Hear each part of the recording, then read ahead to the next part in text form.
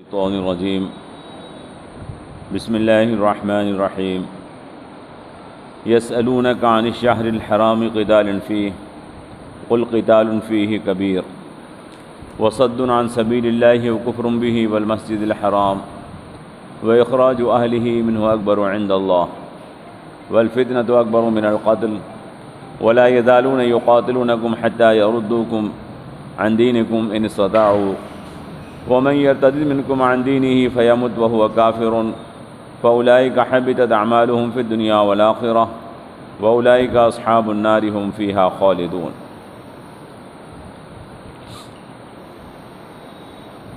آپ سے سوال کرتے ہیں محترم مہینوں میں قتال کے بارے میں،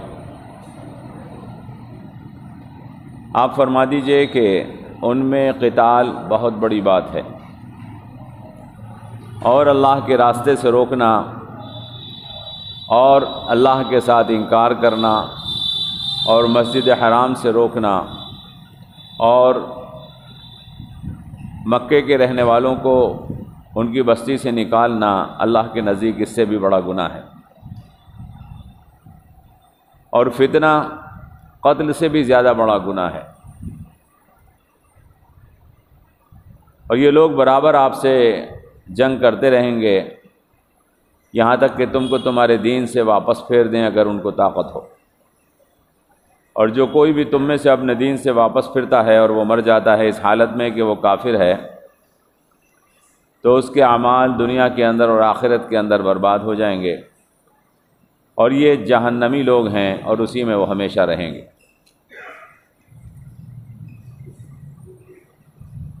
یہ سورہ بقرہ کی 217 نمبر کی آیت ہے، یسألونک عن الشہر الحرام قتال فیہ۔ آپ سے پوچھتے ہیں کہ محترم مہینوں میں قتال کا کیا حکم ہے۔ پیچھے آپ نے یہ بیان سنا تھا کہ 4 مہینے محترم مہینے کہلاتے ہیں، اشہر حرم 4 مہینے ہیں، ذی قعدہ، ذی الحجہ، محرم اور رجب، یہ 4 مہینے محترم مہینے ہیں، اور اسلام سے پہلے بھی ان مہینوں کا احترام تھا، اور ان مہینوں میں کسی قسم کی جنگ ممنوع تھی اور حرام تھی۔ دور جاہلیت میں بھی جاہل لوگ ان مہینوں کے اندر جنگ نہیں کرتے تھے، وجہ اس کی یہ تھی کہ یہ حج کے مہینے تھے اور رجب عمرے کا مہینہ تھا۔ رجب کے مہینے میں وہ عمرہ کرتے تھے، اور ذی قعدہ حج کے لیے آنے کا مہینہ تھا، ذی الحجہ حج کا مہینہ، اور محرم حج سے واپسی کا مہینہ، جو لوگ حج کے لیے آنا چاہتے ہیں۔ لہذا ان مہینوں میں کسی قسم کی جنگ کو ان لوگوں نے منع کر دیا تھا تاکہ حج کے ادا کرنے میں کوئی خلل نہ پڑے۔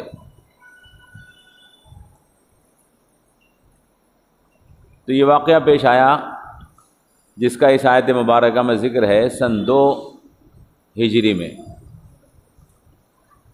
حضور اکرم صلی اللہ تعالی علیہ وسلم ہجرت فرما کر مدینہ منورہ تشریف لے گئے تھے، دوسرا سال تھا۔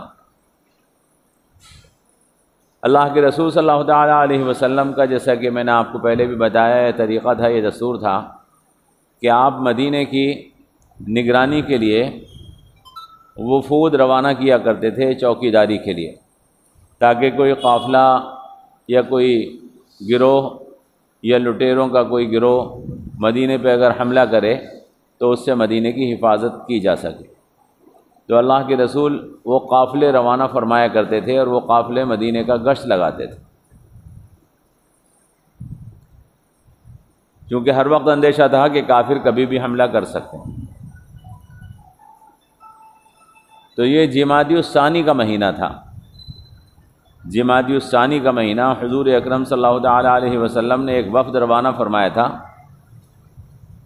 حضرت عبداللہ ابن جحش صحابی رسول ہیں، ان کی قیادت میں ایک وفد اللہ کے رسول نے بھیجا تھا جو مدینے کی نگرانی کے لیے بھیجا گیا تھا۔ 8 یا 9 لوگ تھے اس وفد میں، اور وہ مدینے کی نگرانی اور چوکیداری کر رہا تھا گویا، اور یہ دیکھ رہا تھا کہ کوئی قافلہ یا کوئی فوجی دستہ یا کوئی لٹیرا تو مدینے پہ حملہ کرنے نہیں آ رہا ہے۔ تو جمادی الثانی کی آخری تاریخیں تھیں،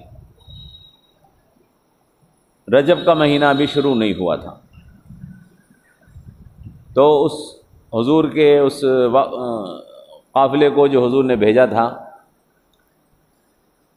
ایک جماعت آتی ہوئی ملی کافروں کی، کافروں کا ایک گروہ ملا،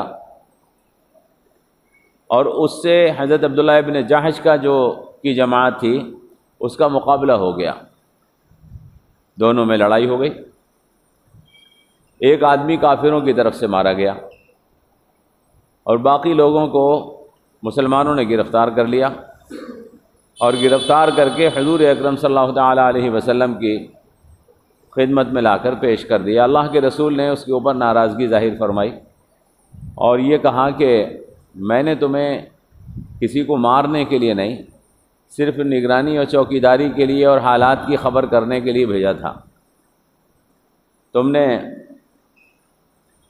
یہ جو مار دیا یہ ٹھیک نہیں کیا۔ جو ان کا مال غنیمت تھا وہ بھی حضور نے نہیں لیا۔ لیکن یہ تاریخ، جس تاریخ میں یہ واقعہ پیش آیا تھا، یہ ربیع الثانی کی 30 تاریخ سمجھ رہے تھے عبداللہ ابن جحش، صحابی رسول یہ سمجھ رہے تھے کہ مدینے کی 30 تاریخ ہے، لیکن چاند 29 کا ہو گیا تھا، اور یہ رجب کی پہلی تاریخ تھی، رجب کی پہلی تاریخ تھی۔ اور رجب کے اندر، جیسا کہ میں نے آپ کو بتایا کہ اسلام سے پہلے ہی یہ دستور چلا آ رہا تھا کہ اس مہینے کے اندر کوئی جنگ نہیں ہوگی، کوئی لڑائی نہیں ہوگی۔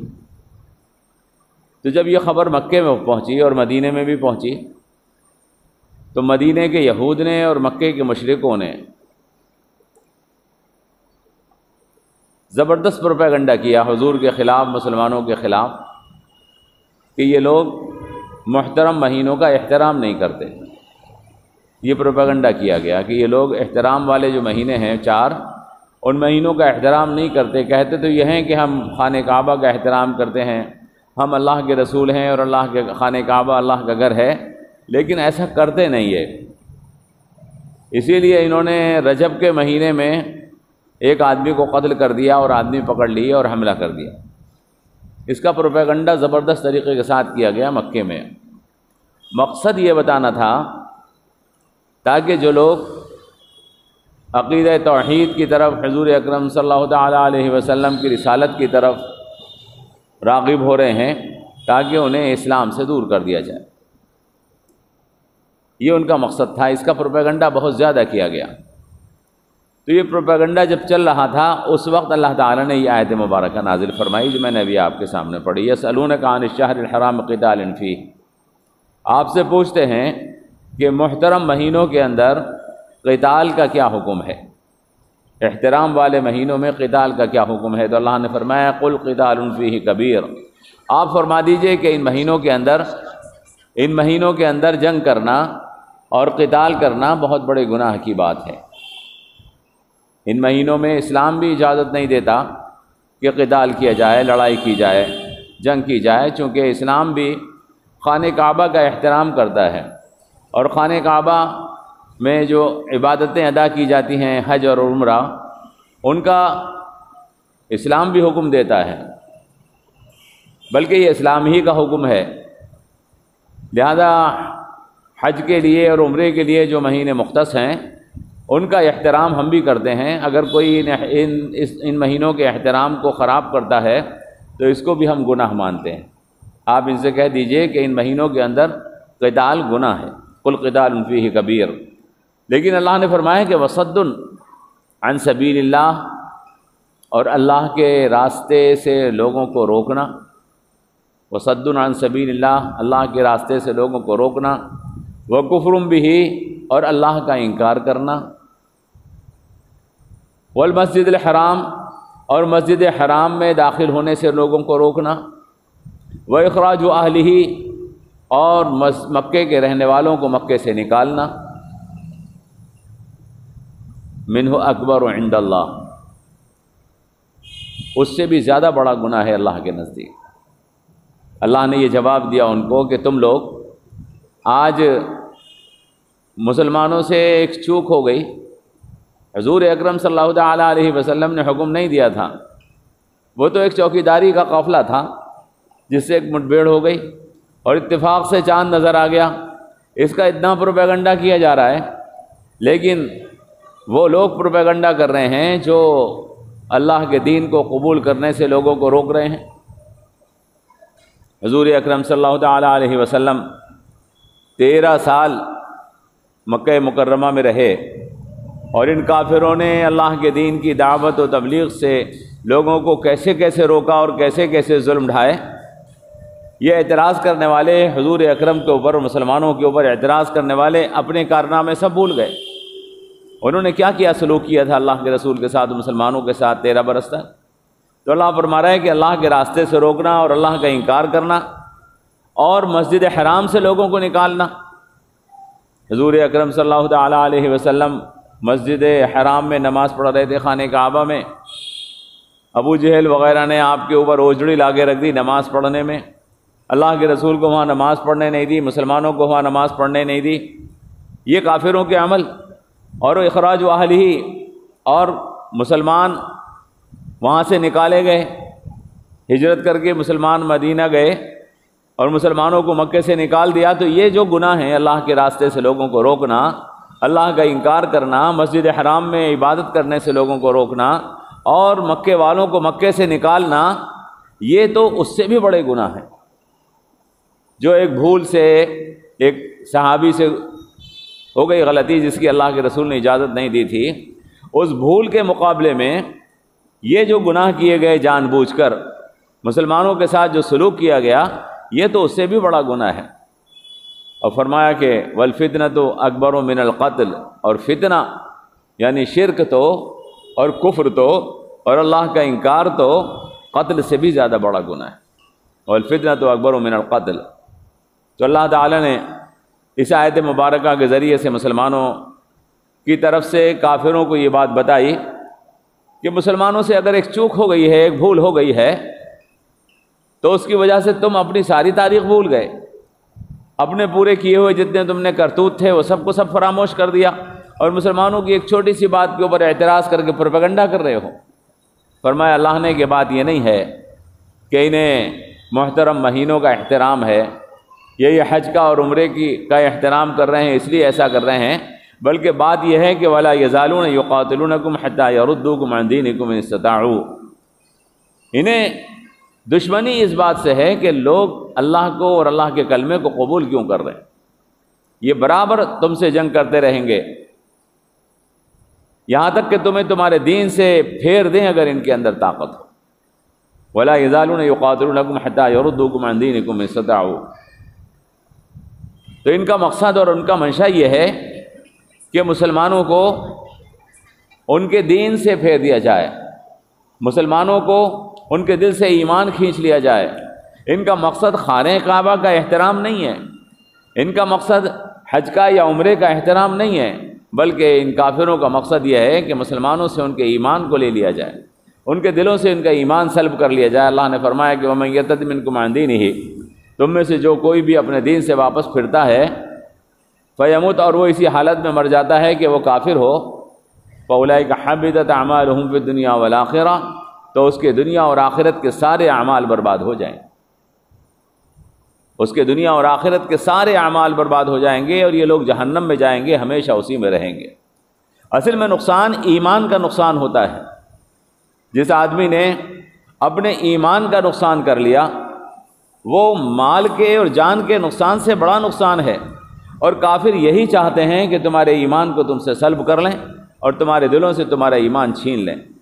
ان کی منشا یہ ہے، اللہ تعالیٰ نے فرمایا۔ تو اس آیت مبارکہ میں نے آپ کو یہ پورا واقعہ بتا دیا، اور اس آیت مبارکہ کا شان نزول بتا دیا کہ یہ اس موقع کے اوپر نازل ہوئی تو کافروں کا ہمیشہ یہ طریقہ رہا ہے بھائی، کافروں کا ہمیشہ یہ طریقہ رہا ہے کہ وہ مسلمانوں کے خلاف پروپیگنڈا کر کے اور جھوٹا پروپیگنڈا کر کے مسلمانوں کو بدنام کرنے کی کوشش کرتے ہیں، اور ان کا منشا اور مقصد سچائی کا ساتھ دینا نہیں ہوتا، بلکہ ان کا منشا اور مقصد اپنے گناہوں کو چھپا کر مسلمانوں کو گندہ کرنا ہوتا ہے، تاکہ لوگ دین کی طرف جو رغبت اختیار کر رہے ہیں وہ رغبت لوگوں کے دلوں کے اندر سے ختم کر دی جائے۔ ان کا منشا اور مقصد یہ ہوتا ہے، یہی منشا تھا یہاں پر جو انہوں نے یہ سب کچھ کیا۔ آج بھی اگر آپ دیکھیں اس آیت مبارکہ کے تناظر میں اگر آپ سمجھنا چاہیں تو آپ کو آسانی کے ساتھ سمجھ میں آ سکتا ہے کہ مسلمانوں کے خلاف جھوٹے پروپیگنڈے کیے جاتے ہیں۔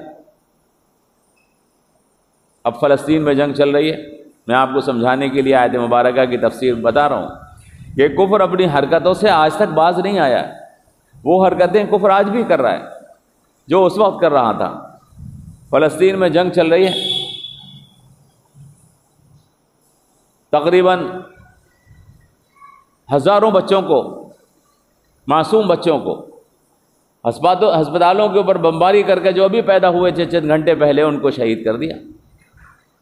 ہسپتالوں کے اوپر بمباری کی گئی، ہزاروں بچے شہید کیے گئے، ایک دو نہیں، سینکڑوں نہیں، ہزاروں بچے شہید کیے گئے۔ 14,000 سے زیادہ بچوں کی تعداد تو اعداد و شمار جو لوگ پیش کر رہے ہیں وہ دے چکے ہیں کہ اتنے بچے وہاں پر شہید کیے گئے، عورتیں شہید کی گئی ہیں، لیکن کسی کو کوئی پریشانی نہیں ہے جب ان سے کہا جاتا ہے کہ ان معصوموں کے اوپر کیوں بمباری کی جا رہی ہے۔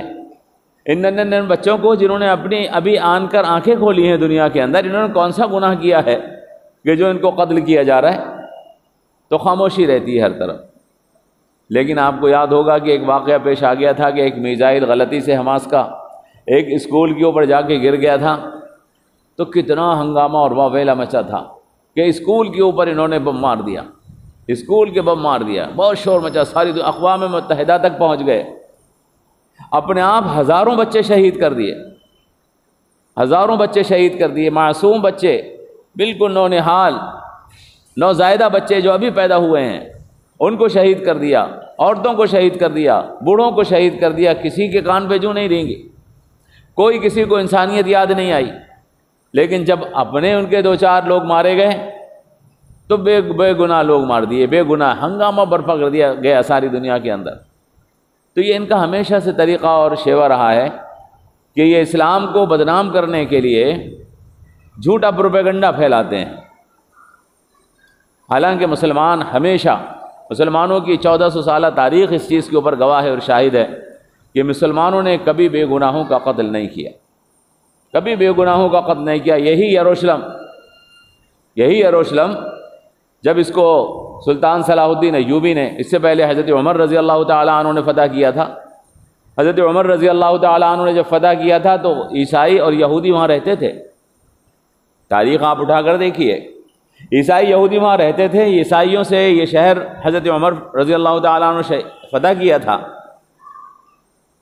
تو عیسائی اور یہودی جب شہر فتح ہوا ہے تو یہ سمجھ رہے تھے کہ مسلمان اب ایک ایک آدمی کو مروا دیں گے، وہ یہ سمجھ رہے تھے، کیونکہ ان کی حرکتیں اتنی خطرناک تھیں کہ ان کو اندیشہ تھا کہ ہمارے گناہوں کی سزا ہمیں دی جائے گی۔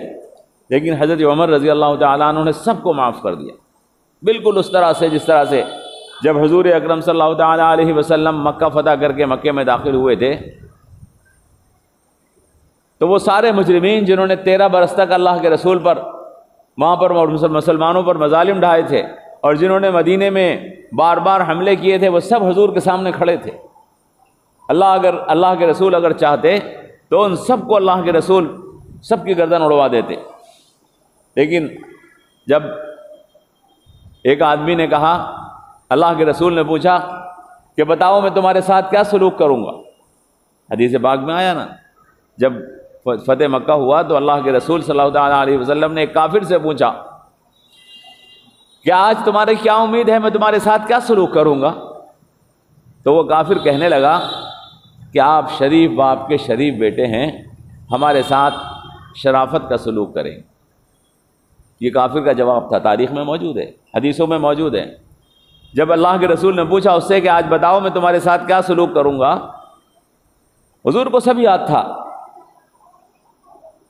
حضرت حمزہ کی شہادت بھی یاد تھی، ان کا کلیجہ چبایا گیا تھا، ان کی ناک کان کاٹ کر گلے میں ہار پہنا گیا تھا، وہ بھی یاد تھا، اور اس کے قاتل سامنے کھڑے تھے۔ اللہ کے رسول کو حضرت سمیہ کی شہادت بھی یاد تھی۔ جنگ احد کے اندر جو صحابہ کرام کے ساتھ سلوک کیا گیا تھا، اللہ کے رسول کو سب یاد تھا۔ جو مکہ مکرمہ سے اللہ کے رسول کو نکالا گیا تھا، مسلمانوں کے اوپر جو ظلم رہے گئے تھے 13 سال، اللہ کے رسول کو سب یاد تھا، بھولے نہیں تھے۔ اللہ کے رسول نے پوچھا کہ بتاؤ میں تمہارے ساتھ کیا سلوک کروں گا؟ تو کافر بولا کہ آپ شریف باپ کے شریف بیٹے ہیں، ہمارے ساتھ شرافت کا سلوک کریں گے۔ میں یہ بات کہا کرتا ہوں، اسے کافر کو اس وقت یاد نہیں آیا کہ حضور شریف ہیں اور شریف باپ کے بیٹے ہیں، جب اللہ کے رسول کے اوپر اوجڑی رکھ رہا تھا خانہ کعبہ میں نماز پڑھتے ہوئے۔ اسے اس وقت بھی یاد نہیں آیا جب اللہ کے رسول کے اوپر پتھر مارے جا رہے تھے، جب اللہ کے رسول کو گالیاں بکی جا رہی تھیں کہ ہم شریف باپ کے شریف بیٹے کو گالی کیوں بک رہے ہیں، جب اللہ کے رسول کے اوپر کوڑے پھینکے جا رہے تھے، جب بھی اس کو یاد نہیں آیا کہ حضور شریف ہیں۔ لیکن اسے یاد آیا کب؟ جب اللہ کے رسول نے اس کی گردن پکڑ کے پوچھا کہ بتا میں تیرے ساتھ کیا سلوک کروں گا، تو کہنے لگا شریف باپ کے شریف بیٹے ہو۔ شرافت کافروں کو جب یاد آتی ہے جب ایمان کے ہاتھ میں طاقت ہوتی ہے۔ ہماری شرافت کافروں کو جب یاد آتی ہے جب ایمان کے ہاتھ میں طاقت ہوتی ہے۔ اگر بظاہر ایمان کمزور ہو تو کافروں کو ہماری شرافت نہیں دکھتی ہے۔ اللہ کے رسول کی شرافت ان کافروں کو کب نظر آئی؟ اللہ کے رسول کی شرافت جب نظر آئی جب اللہ کے رسول نے پوچھا فتح مکہ کے موقع کے اوپر، بتا تیرے ساتھ کیا سلوک کروں گا؟ بولا شریف باپ کے شریف بیٹے ہو، ہمارے ساتھ شرافت کا سلوک کرو گے۔ اور یہ سچ ہے کہ اللہ کے رسول شریف تھے اور شریف باپ کے بیٹے تھے، اور اللہ کے رسول نے شرافت ہی کا سلوک کیا۔ فرمایا کہ اذهبوا انتم الطلقاء، کہنے لگے جو یوسف نے اپنے بھائیوں کے ساتھ کیا تھا آج میں تمہارے ساتھ کروں گا، جاؤ میں نے تمہیں سب کو معاف کر دیا، میں نے تمہیں سب کو معاف کر دیا۔ تو اسلام کا تو طریقہ یہ ہے۔ حضرت عمر نے جب فتح کیا یروشلم کو، بیت المقدس کو، تو انہوں نے سب کو معاف کر دیا۔ کافر سمجھ رہے تھے، عیسائی سمجھ رہے تھے آج ہمارا قتل عام ہو جائے گا، ہمارا بچہ کولوں میں پلوا دیا جائے گا، لیکن حضرت عمر نے فرمایا کہ نہیں، تم سب کو رہنے کی اجازت ہے، کسی کو نہیں مارا جائے۔ ہم نے سب کے گناہ معاف کر دیے۔ بعد میں جب دوبارہ سے عیسائیوں نے اس کے اوپر قبضہ کر لیا، پھر اس کے بعد سلطان صلاح الدین ایوبی نے اس کو فتح کیا، تو سلطان صلاح الدین ایوبی نے باقاعدہ آرڈر لکھ کر دیا اس بات کا کہ یہودیوں کو اور عیسائیوں کو یہاں رہنے کی اجازت ہوگی اور کسی کو نہیں مارا جائے۔ ہماری تاریخ اس چیز کے اوپر شاہد ہے کہ ہم کسی کے اوپر ظلم نہیں کرتے۔ جب ہم کمزور ہوتے ہیں اور کفر طاقتور ہوتا ہے تو ہمارے اوپر ظلم کیا جاتا ہے، لیکن جب ہم طاقتور ہو جاتے ہیں تو ہم کافروں کے تمام مظالم کو معاف کر دیتے ہیں۔ یہ ہماری تاریخ ہے۔ لیکن کافر، ایک ذرا سی غلطی ہو گئی، میں آپ کو بتا رہا ہوں، غلطی بھی نہیں تھی وہ بلکہ چوک تھی۔ وہ یہ سمجھے کہ چاند نظر نہیں آیا ہے رجب کا، اور چاند نظر آ گیا تھا، مقابلہ ہو گیا۔ حالت جنگ تھی، کوئی حالت امن نہیں تھی، کوئی معاہدہ نہیں تھا کہ جنگ نہیں ہوگی، حالت جنگ تھی۔ جبھی تو اللہ کے رسول مدینے کا پہرا لگوا رہے تھے، اس میں جھڑپ ہو گئی، اس جھڑپ میں ایک آدمی مارا گیا، ہنگامہ ہو گیا۔ مسلمانوں نے محترم مہینے کا احترام پامال کر دیا، مسلمانوں نے محترم مہینے کا احترام پامال کر دیا۔ اللہ یاد دلا رہا ہے کہ تمہیں جب مکہ مکرمہ میں 13 سال مسلمان رہتے تھے، اس وقت مکے کا احترام یاد نہیں آیا؟ جب وہاں پر تم مظالم ڈھا رہے تھے، اس وقت کسی نے نہیں سوچا کہ کون سا محترم مہینہ ہے؟ آپ نے کسی تاریخ میں سنا؟ آپ نے کسی سیرت کی کتاب سے یہ سنا کہ 4 مہینوں میں کافر مسلمانوں پہ ظلم ڈھالنا چھوڑ دیتے تھے؟ کہیں سنا کہ 4 مہینے جب آتے تھے تو کافر ظلم ڈھانا چھوڑ دیتے؟ کہیں سنا؟ کوئی فرق نہیں پڑتا تھا۔ مسلمانوں پر ظلم ان مہینوں میں بھی ایسے ہی چلتا رہتا تھا، جن مہینوں میں جو بغیر محترم مہینے تھے ان میں جیسے چلتا تھا۔ لیکن جب مسلمانوں سے ایک چوک ہو گئی تو ہنگامہ مچا دیا گیا مسلمانوں سے، اور اس میں اللہ کے رسول نے، میں نے آپ کو بتایا کہ اللہ کے رسول نے اس میں نہ تو مال غنیمت لیا اور نہ ان لوگوں کی بات کو سراہا، بلکہ کہا کہ میں نے تم سے یہ کہا تھا کہ چوکیداری کرو گے، میں نے تم سے قتل کرنے کے لیے اور مارنے کے لیے اور جنگ کرنے کی اجازت نہیں دی تھی، تم نے ایسا کیوں کیا؟ اللہ کے رسول نے سرزنش کی تھی اس کے اوپر، حدیثوں میں آیا، اس کے باوجود ہنگامہ مچایا گیا۔ اللہ نے اس کا جواب دیا ہے۔ آپ سے پوچھتے ہیں محترم مہینوں کے بارے میں کہ اس میں جنگ کیا جائے یا نہیں کی جائے، یسألونک عن الشہر الحرام قتال فیہ، آپ کہہ دیجئے کہ ان مہینوں کے اندر قتال بہت بڑا گناہ ہے۔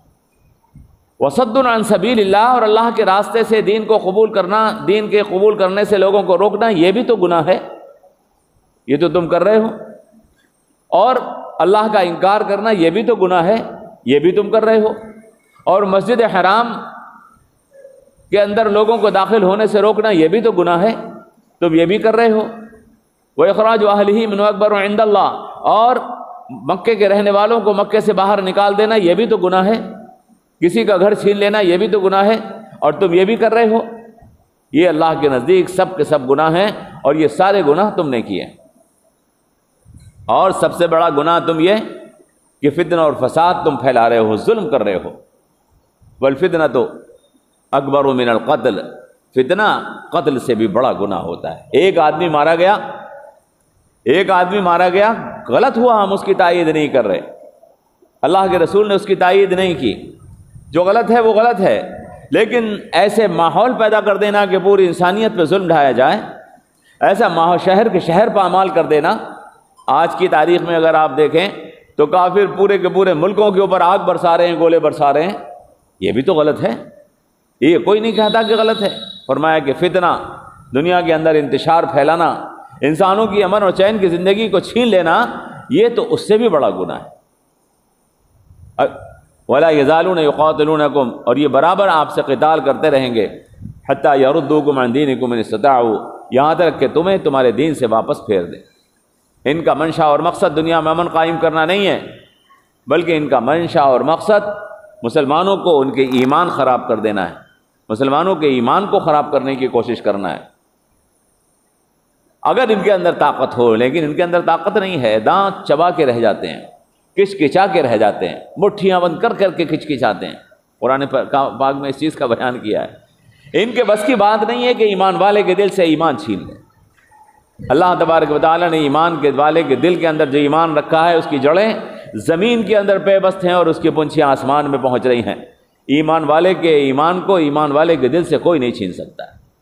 ان کے اندر اتنی طاقت اللہ نے نہیں رکھی ہے۔ فرمایا وَمَن يَرْتَدِّ مِنْكُمْ عَنْ دِينِهِ، اگر تم میں سے کوئی اپنے دین سے واپس پھر جاتا ہے، ہو سکتا ہے کوئی ایسا ہو کمزور جو حالات کا مقابلہ نہ کر پائے، کافروں کی سازش کو سمجھ نہ پائے، اور دین سے واپس پھر جائے اسی حالت میں کہ وہ کافر ہو اور وہ مر جائے۔ فرمایا کہ تو اس کے سارے اعمال دنیا اور آخرت کے اندر برباد ہو جائیں گے، اور یہ جہنمی لوگ ہیں، ہمیشہ اسی میں رہیں گے۔ اگر کوئی کافروں کے ساتھ مرنا چاہتا ہے تو مرا کرے، اللہ کا کوئی نقصان نہیں ہے، اسی کا اپنا نقصان ہے، لیکن اپنے ایمان کا تحفظ کرو۔ اپنی جان کے تحفظ سے زیادہ ضروری ہے کہ ایمان کا تحفظ کیا جائے، اس لیے کہ جب جان جاتی ہے تو صرف دنیا جاتی ہے ہاتھ سے، اور اگر ایمان جاتا ہے تو دنیا اور آخرت دونوں ہاتھ سے چلی جاتی ہے، پھر نہ دنیا میں خیر رہتی ہے اور نہ آخرت میں خیر رہتی ہے۔ اللہ سے دعا کیجیے اللہ تبارک و تعالی ہمیں ان آیات مبارکہ کے اندر جو ایک میسج ہے وہ آپ سمجھے نا، جو پیغام اللہ تبارک و تعالی ہمیں دے رہا ہے وہ آپ کی سمجھ میں آیا۔ وہ پیغام یہ ہے کہ ایمان کو بچانے کے لیے، دین کو بچانے کے لیے، اگر دنیا کے اندر دین کو بچانے کے لیے اگر ہمیں دنیا کے اندر کوئی کام کرنا پڑ جائے تو وہ کاموں کی جو شکل ہے وہ عارضی چیز ہوتی ہے، کاموں کی جو شکل ہے وہ عارضی چیز ہوتی ہے، ایمان اصل چیز ہوتا ہے۔ ایمان کو بچانا، اس کے لیے ہر چیز قربان کی جا سکتی ہے۔ یہ میسج اللہ تبارک و تعالیٰ اس آیت مبارکہ میں دے رہا ہے کہ اشہر حرم، مقدس مہینوں کا احترام بے شک اپنی جگہ ہے، اس کا انکار نہیں ہے، لیکن اگر مقدس مہینوں کا احترام کسی کے ایمان کو خراب کرنے کے لیے کیا جائے تو ہم ایسے احترام کو اٹھا کے ایک طرف رکھ دیں گے، ایمان کو بچائیں۔ اگر کوئی آدمی مقدس مہینوں میں آپ کے اوپر حملہ کر دے تو آپ کیا کریں گے؟ اپنی جان بچائیں گے یا مقدس مہینے کا احترام کریں گے؟ اگر ہم جا رہے ہیں کہیں اور ڈکیت ہمارے اوپر حملہ کر دے تو ہم کیا کریں گے؟ یا مقدس مہینے کا احترام کر کے اپنے ہاتھ باندھ کے بیٹھ جائیں گے یا اپنی جان بچائیں گے؟ یقیناً ہم اپنی جان بچائیں گے، تو جب جان بچانے کے لیے مقدس مہینوں کے احترام کو ایک طرف کرنے کی اجازت ہے تو دین بچانے کے لیے تو مقدس مہینوں کے احترام کو ایک طرف کیا جا سکتا ہے۔ دین بچانے کے لیے، سمجھ رہے ہیں نا، یہ بات اللہ تعالیٰ یہاں پر بتا رہا ہے۔ تم ہمیں سبق سکھا رہے ہو دین کے اور مقدس مہینوں کے احترام کا، تم ہمیں مقدس مہینوں کے احترام کا سبق مت سکھاؤ۔ ہم جانتے ہیں کہ مقدس مہینوں کا احترام کتنا کیا جاتا ہے اور کب کیا جاتا ہے۔ مقدس مہینوں کا احترام جب کیا جائے گا جب اس سے دین کا تحفظ ہو، جب اس سے حج اور عمرہ کیا جائے۔ مقدس مہینوں کا احترام جب کیا جائے گا جب اس سے دین کو تقویت حاصل ہو۔ یہ مقدس مہینوں کا احترام اپنے آپ میں کوئی چیز نہیں ہے، میری بات سمجھیے گا، مقدس مہینوں کا احترام اپنے آپ میں کوئی چیز نہیں ہے۔ یہ احترام اس لیے ہے تاکہ حج اور عمرہ ہو سکے، اور جو آدمی حج اور عمرہ نہ کرتا ہو اس کے لیے کیا احترام ہے؟ اگر کوئی آدمی مقدس مہینوں میں ہمارے پر فوجی الغار لے کر آ جائے تو حکم یہی ہے کہ ہم مقابلہ کریں گے۔ اس وقت ہم ہاتھ پہ ہاتھ رکھ کر نہیں بیٹھ جائیں گے۔ اپنی جان کا تحفظ، اپنے ایمان کا تحفظ مقدس مہینوں کے احترام سے زیادہ ضروری ہے۔ تو اللہ نے فرمایا کہ یسألونک عن الشہر الحرام قتال فیہ، آپ سے پوچھتے ہیں مقدس مہینوں کے احترام کے بارے میں کہ اس کے اندر قتال کیا جائے کہ نہ کیا جائے۔ آپ کہہ دیجئے کہ اس کے اندر قتال کرنا بہت بڑا گناہ ہے، اور اللہ کے راستے سے روکنا، اور اللہ کا انکار کرنا، اور مسجد حرام میں داخل ہونے سے اور عبادت سے لوگوں کو روکنا، اور مکے کے رہنے والوں کو مکے سے باہر نکال دینا، یہ اس سے بھی بڑا گناہ ہے اللہ کے نزدیک۔ اور فتنہ قتل سے زیادہ بڑا پاپ ہوتا ہے، والفتنۃ اکبر من القتل۔ اور یہ لوگ تو یہ چاہتے ہیں کہ تم کو تمہارے دین سے واپس پھیر دیں اگر ان کے اندر طاقت ہو، اور جو کوئی بھی اپنے دین سے واپس پھرا اور وہ اسی حالت میں مر گیا کہ کافر ہے تو اس کے سارے اعمال دنیا اور آخرت کے برباد ہو گئے، اور یہ لوگ جہنمی ہیں، ہمیشہ اسی میں رہیں۔ کوئی سوال ہو تو کر لیجیے۔ جی جی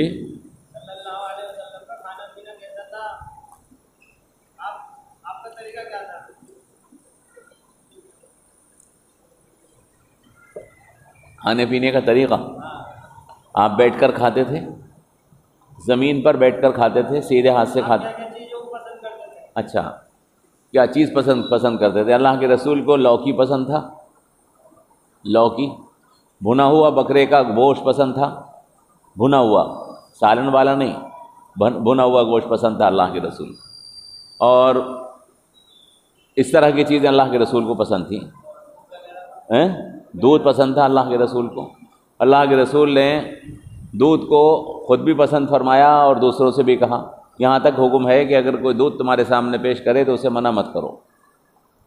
دودھ تمہارے سامنے کوئی پینے کے لیے پیش کرے تو اسے منع نہیں کرنا چاہیے۔ جی یہی سب کیا سوال کر رہے تھے؟ بہت پوری زندگی اللہ کے رسول نے کھائی ہیں چیزیں۔ لوکی اللہ کے رسول کو بہت پسند ہے، لوکی سبزی یہ اللہ کے رسول کو زیادہ پسند تھی۔ ایسے جانور اللہ کے رسول کو پسند نہیں تھے جو سڑکوں پہ چگتے ہوں، جو سڑکوں کے اوپر، جیسے مرغی سڑک پہ چگنے والی ہے یا بطخ ہے سڑک پہ چگتی پھر رہی ہے، نالیوں میں منہ ڈال رہی، وہ اللہ کے رسول کو پسند نہیں تھی۔ فرماتے تھے کہ اس کو پہلے پکڑ کے بند کر دو، 3-4 دن بند رکھو، اس کے بعد اسے ذبح کرو۔ سیدھے اس کو نہیں کھا لیتے تھے سڑک سے، چونکہ اللہ کے رسول کو گندگی سے اور گھن سے ناپسندیدگی تھی۔ گندگی کو آپ پسند نہیں کرتے تھے تو نالی میں منہ ڈال رہی ہے تو اس کو بھی پسند نہیں کرتے تھے، اس کو 3 دن تک پہلے بند رکھنے کا حکم دیتے تھے۔ صفائی، ہاں جی۔ اللہم صلی علی محمد وعلی آل محمد۔